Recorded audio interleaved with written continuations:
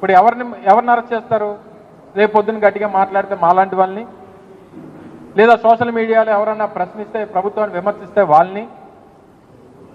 ఈ ప్రభుత్వం ఏదైనా వారి వైఫల్యాన్ని ఎత్తి చూపేటువంటి ఎవరినన్నా సరే మేము బెదిరించి మా రెడ్ బుక్ రాజ్యాంగాన్ని అమలు చేసి తప్పుడు కేసులు పెట్టి అరెస్ట్ చేసి వాళ్ళని నోళ్లు మూయించేటువంటి ప్రయత్నం చేసేటువంటి దిశగా ఈరోజు ప్రభుత్వం పనితీరు ఉంది. సో ప్రభుత్వం వారి తాలూకా పని మీద శ్రద్ధ లేనప్పుడు, ఇచ్చినటువంటి మాట నిలబెట్టుకునేటువంటి పరిస్థితులు లేనప్పుడే ఇలాంటి పరిస్థితులకి వారు దిగజారుతారు. సరే, వీటన్నిటి కూడా చట్టాలు, మా న్యాయస్థానాలు ఇవన్నీ ఉన్నాయి, వాటిలో పోరాటం చేస్తాం. తప్పకుండా ప్రభుత్వాన్ని మాత్రం నిలదీసేటువంటి విషయంలో ఎప్పటికీ కూడా వైఎస్ఆర్ కాంగ్రెస్ పార్టీ వాళ్ళు ఎంతమంది అరెస్ట్ చేసినా వెనకడిగేసేటువంటి ప్రసక్తే ఉండదు అనేటువంటి విషయాన్ని మరొకసారి ఈ సందర్భంగా తెలియజేస్తా ఉన్నాం. ఓకే, చెప్తున్నా కదా, మళ్ళీ సేమ్ ఇందాక చెప్పినట్టుగా ప్రభుత్వాన్ని,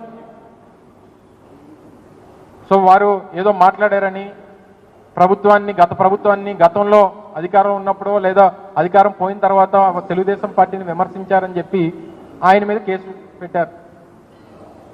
ఇదే ఇప్పుడు కూటమి నేతలు గతంలో మేము అధికారంలో ఉన్నప్పుడు ఆ రోజు జగన్మోహన్ రెడ్డి గారి మీద కానీ వైఎస్ఆర్ కాంగ్రెస్ పార్టీ నాయకుల మీద కానీ ఏ రకంగా మాట్లాడారో అని ఇవన్నీ మేము పరిగణలో తీసుకుంటే ఇప్పటికీ అక్కడ ఉన్నటువంటి వారు అందరూ కూడా జైల్లో ఉండేవారు.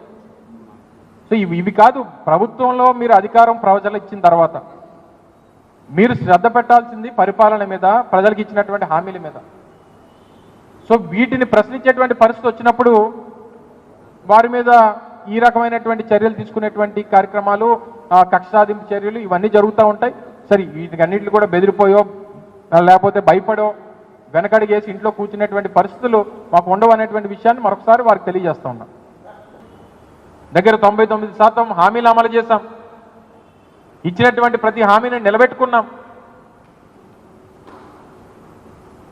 అన్ని కార్యక్రమాలు చేసి అన్ని పథకాలు అమలు చేసి ఇవన్నీ అమలు చేసినటువంటి జగన్మోహన్ రెడ్డి గారిని చూశారు. ఈరోజు ఇచ్చి హామీలు ఇచ్చి మోసం చేస్తున్నటువంటి చంద్రబాబు నాయుడు గారిని చూస్తూ ఉన్నారు.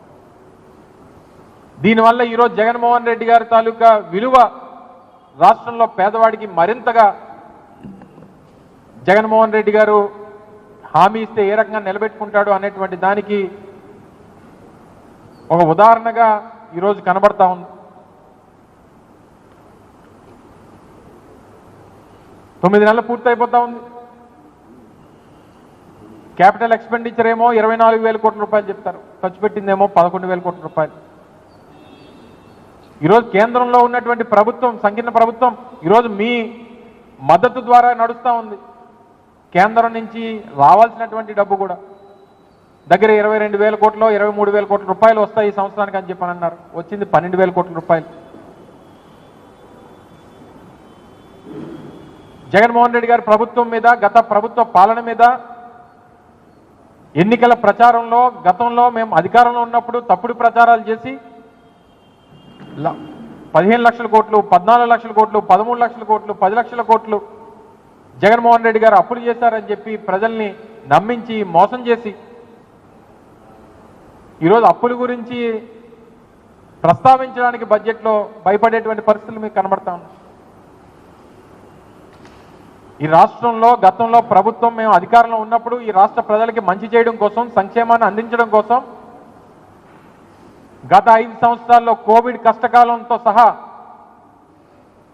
ప్రపంచవ్యాప్తంగా ఉన్నటువంటి ఆర్థికపరమైనటువంటి ఇబ్బందులను ఎదుర్కొన్నటువంటి సందర్భంలో ఏ రోజు సంక్షేమం అనేటువంటిది ఆగలేదు ఈ రాష్ట్రంలో.